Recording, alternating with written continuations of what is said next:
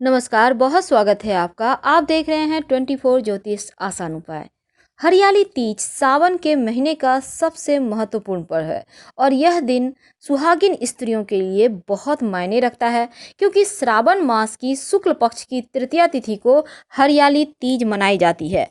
हालांकि कुछ जगहों पर इसे कजरी तीज भी कहते हैं और इस वर्ष हरियाली तीज 23 जुलाई दिन गुरुवार यानी बृहस्पतिवार के दिन मनाई जाएगी। इस दिन सुहागिनें माँ गौरी की आराधना करती हैं। तो हरियाली जो तीज है, इससे जुड़ी हुई बहुत सारी परंपराएं भी है। हालांकि हरियाली तीज का व्रत सर्वप्रथम राजा हिमालय की पुत्री पार्वती ने रखा था।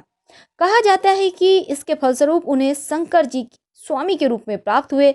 इसलिए हरियाली तीज पर कुंवारी लड़कियां व्रत रखती हैं और अच्छे वर की प्राप्ति के लिए माता पार्वती से प्रार्थना करती हैं। सुहागिनें इस दिन उपवास रखकर माता पार्वती और शिव जी से सौभाग्य की प्राप्ति के पति की लंबी आयु की प्रार्थना करती हैं।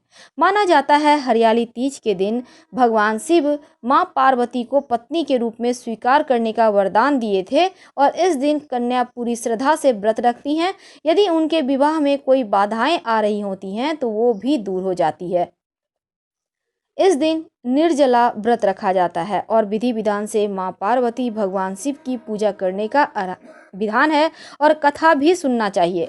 कथा समापन के बाद सुहागिन महिलाएं मां गौरी से अपने पति की लंबी उम्र की कामना करेंगी और इसके बाद घर में उत्सव मनाया जाता है। लोकगीत गाया जाता है, महिलाएं डांस करती हैं, बिना भोजन जल के ग्रहण किए रहती हैं और दूसरे दिन सुबह स्नान पूजा के बाद व्रत का पारण करती हैं।